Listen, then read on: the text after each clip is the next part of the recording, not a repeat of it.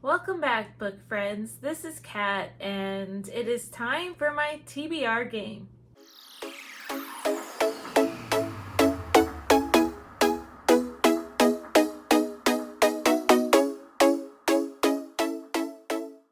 It is actually August 30th, and so I will say that last month I did complete my entire TBR. So last month, I had to read a library pick, and it was a sci-fi fantasy with that. And so I ended up picking out Artemis by Andy Weir.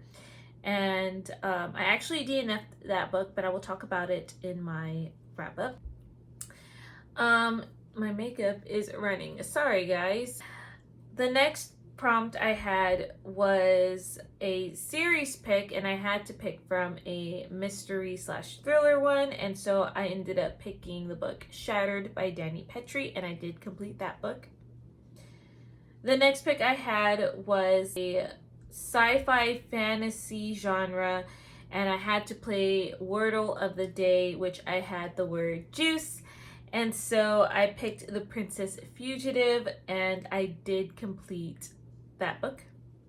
And last, I also landed on series again, and this time I picked out child, middle grade, or YA, and I ended up picking the book Captive Maiden, and I actually completed this book last night. So I did complete my TBR, and now we're going to go ahead and see the roles. I'm going to do this video a little different just for time purposes, because I'm filming this pretty later on and my having to do the editing and stuff. What I'm going to do is I'm going to show the roles all first, and then I will tell you the books for those roles. I feel like it would be easier for me to edit this video and getting it up on time. And who knows, if we like it this way, maybe I will do it for future videos. So yeah, we'll try it this way. Let's go ahead and see the roles. Okay, everyone, this is my board, and I am going to play with Cinderella. Is she adorable? Since she matches here. She actually stands up, which is great. So I'm going to put her on go, and I'm going to roll 2 6-sided dice, and I'm going to roll 4 times. If I happen to roll double, let's just try it this month, but I would have to add an extra roll. So let's just see how this goes, and yeah. So, all right, let's do roll number 1. Okay, that is a 7. Okay, so I landed on 20 and 20, 24. Excellent. I seem to have been getting that prompt a lot, which is great because I have a lot more that I haven't read yet. All right, roll number 2. Okay, this is out of frame, but I promise I didn't move it. That was a 5 and a 3, which is 8. 1, 2, 3, 4, 5, 6, 7, 8. Okay, this is a family pick. Okay, roll number 3. Again, out of frame. Sorry, didn't move it, but that's a 2 and a 4, which is a 6. 1, 2, 3, 4, 5, 6. O for odd number of pages. Okay. Final roll. Roll number 4. That is a 5. 1, 2, 3, 4, 5. A to Z challenge by title. All right, so those were all my rolls, and thankfully I didn't get a double this time around. And so I do want to insert in here that I will also be participating in Seasonathon. I do this every year, or try to, just because I really do like readathons that are based off of like school type inspirations, like settings, or just um, anything dealing with like school. So I do plan on participating in that, and I will talk about that after I go through these roles.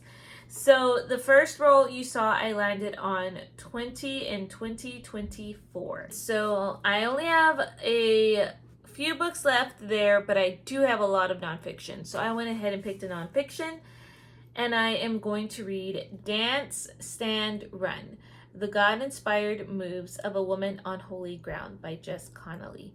And that is such a beautiful cover. I love it. And it's like a metallic kind of shine on the cover. It's just really pretty.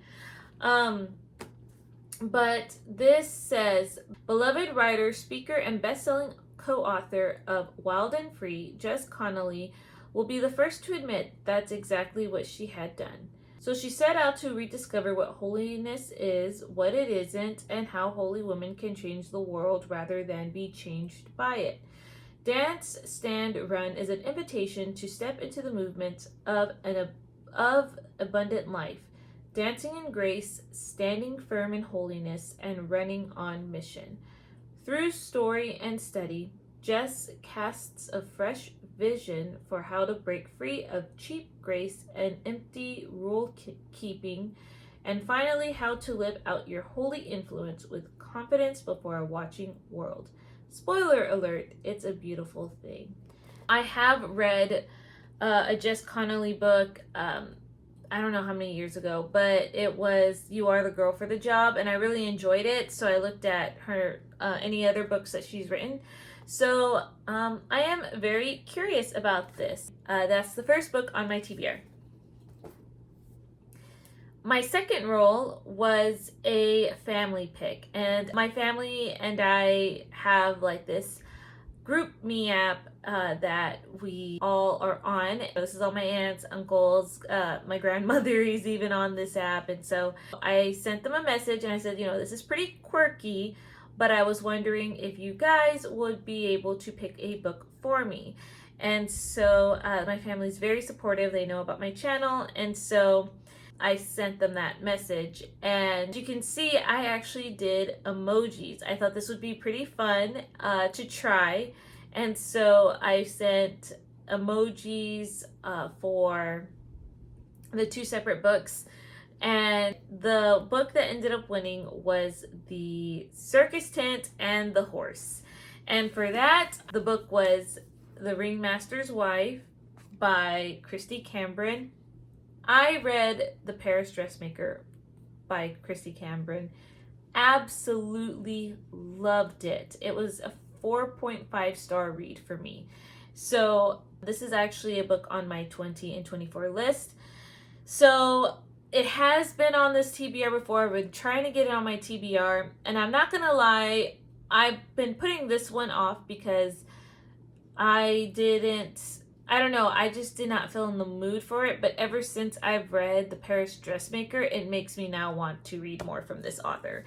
So I'm sure you've heard about this book before, but it is about a young woman who basically meets John Ringley and the circus, and she like travels with him. And there's another woman who boards a ship to America, and she has an arranged marriage. So this is like her last adventure before she gets married, and this is during like the roaring 20s. And so you follow two women. So I'm excited, and that might be one of the first books I pick up. We'll see.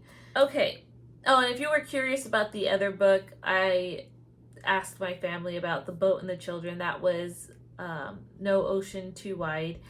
And so that did not get picked. Okay, the third role was the letter O, which is odd number of pages. And so I picked another book from my 20 and 24 list, and that is A Light on the Hill by Colleen Cassette. And this is part of a new series. It's called the Cities of Refuge series. Beautiful cover. I've talked about this book before, but essentially it follows this woman, Mariah. Mariah, and she essentially has to flee for her life to one of these cities of refuge, so that way the person who's after her doesn't come and enact revenge. Like, this is a city for her to like flee to and to be protected. And so I'm excited. It's biblical fiction, and I want to read more of those. I do like a good retelling, so that's going to be on my list. The final roll was A to Z title, and I did a random number generator, and I got the letter M. There was only one book on my TBR, I think there was only like one book on my TBR that started with the letter M. And for those who don't know, I do count like A or the, so I had to truly find a title that just started with a letter M. And I did have one, and that is Miracle at the Higher Grounds Cafe. And this is a heavenly novel. And this is actually by Max Lucado with Candace Lee and Eric Newman. So it says, Chelsea Chambers is on her own. After a public split from her NFL superstar husband, Chelsea takes a bold step out of the limelight and behind the counter of the Higher Grounds Cafe, an old-fashioned coffee shop in dire need of renovation. But when her courage, expert planning, and out-of-this-world cupcakes fail to pay the bills, this newly single mom finds herself desperate for help. Better yet, a miracle. Then a curious stranger lands at Chelsea's door, and with him an even more curious string of events. Soon customers are flocking to the Higher Grounds Cafe, and not just for the cupcakes and cappuccino. They've come for the internet connection to the divine. Now the cafe has become the go-to place for people in search of answers to life's biggest questions. When a catastrophe strikes and her ex comes calling, Chelsea begins to wonder if the whole universe is conspiring against her quest to make it on her own. After a shocking discovery opens her eyes to the unseen world around her, Chelsea finds the courage to ask God a question of her own. Heaven answers in a most unexpected way. So, I'm intrigued. I'm hoping it's really good. Okay, that was all my rolls, and now for my pick for Chantel's Read Your Bookshelf Challenge. Again, I'm on the Montgomery path, and that is, I think it's pronounced Kilmeny of the Orchard, and it's read a book where music is a major part of the story or a historical fiction. So I actually combined them, and I'm going to read a Jennifer Dybel book, and that is A Dance in Donegal. And this is about a woman who goes to Ireland, I think to her mom's hometown, and I think this woman is a teacher, and I'm going to talk about the secrets I think her mom left behind, and kind of following this teacher. And I'm excited. I'm very wanting to get back into a Jennifer Dybel book. I read one from her, The Maid of Ballymacool, and I really loved that, and she just writes very atmospheric. So yeah, I'm excited to jump into that one. Okay, so now for Seasonathon. So I have 5 books that I plan to read for this, and it's going to go through the whole month of September. You get to pick your class courses, but some of them you don't pick. They already have been picked for you. So the first course that was picked already for you is English 2010, and that is to read any book I like. And all of these you would have to write a review for, which I always write a review for my books. Very, very rarely I don't. So for that one, I decided to pick a book off of my TBR already, and that is Dance, Stand, Run. I figured that one would be just easy to knock off. The next course that has been selected for you is English 2130, and that is to read an American classic or an American banned book. So that one was a little hard for me, but I actually decided to go for, I think it might be a middle grade. Don't quote me on that, but this is called The Call of the Wild. And all I know, it's about a dog who becomes a sled dog and toughing out the terrain in Alaska. Almost kind of gives me Balto vibes. I don't know if you've seen the movie Balto, but I absolutely loved that movie. So, yeah, hopefully it's a good read, and that fills the American classic part. Okay, the last required course was foreign language 3120, and that is to read a translated book. And y'all, I really don't like that prompt, just because I don't really find translated books or books that have been translated that I typically want to read. That prompt is always harder, and it's harder not to find a book that is not like a classic, at least for me. But I finally found one, and it's a middle grade, so it's gonna make it easier for me, and that is Around the World in 80 Days by Jules Verne. And yeah, I seen the movie before, the one with Jackie Chan in it, and I really liked it. So yeah, I don't think this is going to be pretty close to that movie, but it's got pictures. It's gonna be a fast read. And Jules Verne is a French, I believe, author. All right, the next two prompts I got to pick from a list, and so I chose Biology 1050, set in our real world. And for that, I chose another book for my 20 and 24, and that is Agnes Grey by Anne Bronte. I'm realizing now I picked quite a few classics. Oh well. This one says, concerned for her family's financial welfare and eager to expand her own horizons, Agnes Grey takes up the position of governess, the only respectable employment for an unmarried woman in the 19th century.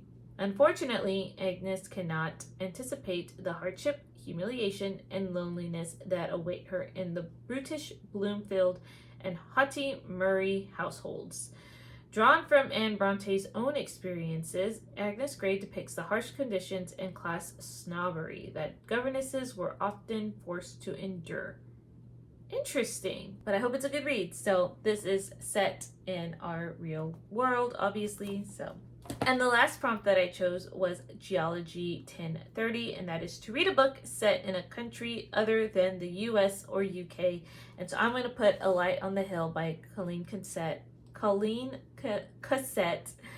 in this TBR, because this is set in Israel. So, all right.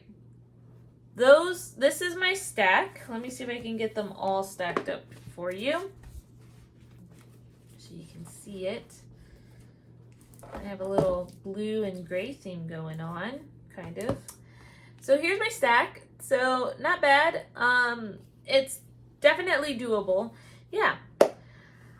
I might push myself to do another readathon. There are some other ones out there that I'm looking at, but I don't know, maybe I'll just kind of take it easy, because I know Katie is doing her readathon in October, which I always love to do. October is my birthday month, so I do that readathon, and I'm thinking about mood reading in October, but honestly, I just like TBR games so much that I probably won't. So this edition was fun, and let me know if you like this style of editing, at least, yeah, for this time around.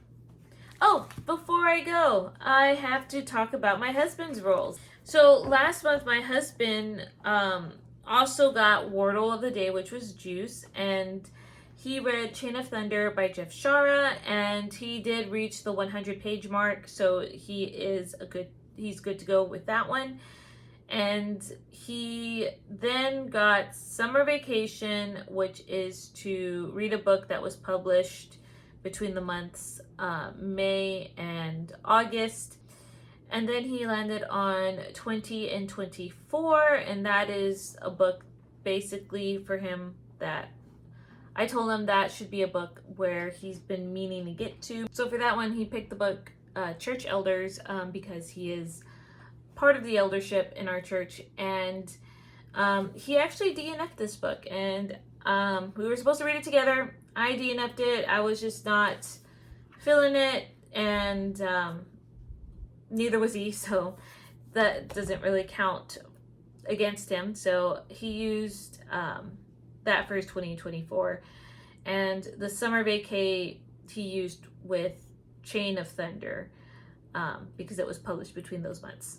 So now here are his roles.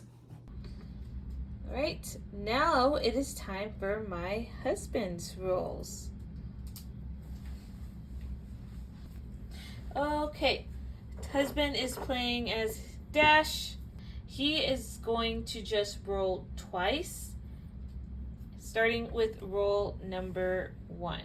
Okay, 7.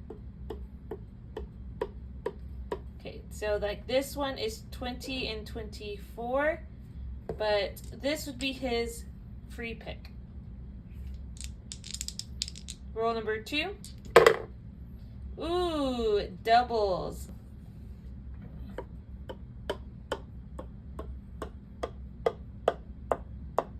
Ooh, Thanksgiving. Final roll.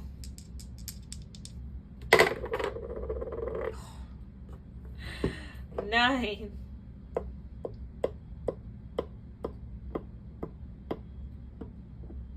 Okay, buy now. Ooh, nice.